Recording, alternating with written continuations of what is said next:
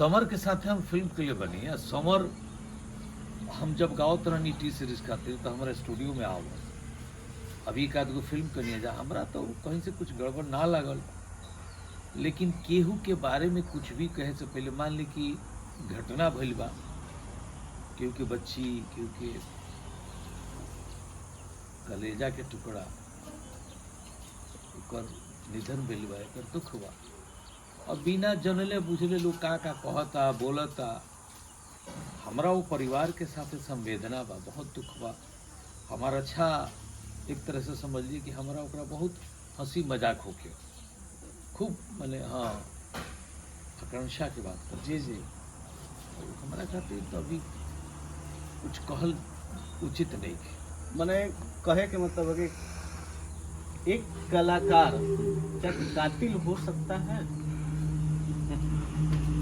ये कैसे हम कहीं कि कलाकार साधुए बा, कलाकार भी तो कोई इंसान होला, ओकरा साथे भी कोई घटना हो सकता। लेकिन हम ई नहीं कह सकत कि वो दोषी बा। दोषी कहल जांच के प्रक्रिया में ये पूरा न्यायिक प्रक्रिया है। यहाँ तो लोग बात बात में पुलिस में से वो बात निकाल देते। अभी देखिए अब कई लोग फरार के बाद फिर रवि के गिरफ्तार 14 दिन के रिमांड, कल कोर्ट आदेश दे 14 दिन के रिमांड के का कहल जा सकता। देखिए साथ में कई कलाकार काम करेला, गाना गावेला, फिल्म में काम करेला, और ओकरा बाद नाम आ जाता तो जाहिर सी बात कैरियर के सवाल बा, खुद के जिंदगी के सवाल बटे। हाँ, लेकिन मान ले कि इहो जीवन के हिस्सा हो। कोनो घटना दुर्घटना भइल बा तो ओकर असर तो पड़ेला जीवन पर। लेकिन हम तो चाहता नहीं कि माता रानी ऐसन करस कि वो बेगुनाह के सजा ना होके, जे गुनाहगार बा ओकरा तो सजा होखे के चाहिए। ये पहला हुआ इंडस्ट्री के ऐसा शख्स बने जो बहुत अच्छा वर्ड रितेश पांडे जी के बाद रुआ था। ये बात की बहुत खुशी मिली। गुनाहगार बनल तो सजा मिले, नखन गुनाहगार तो सजा ना मिले। बिल्कुल। जाते जाते ये राउत चाहे वाला बा उनका से का कहे?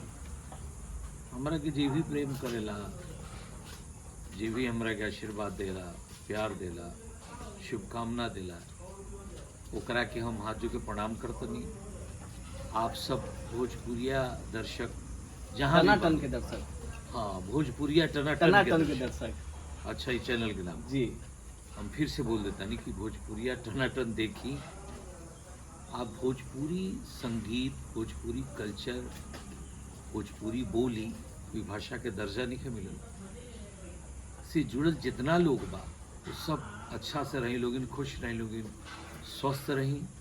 जय भोजपुरी, जय भारत।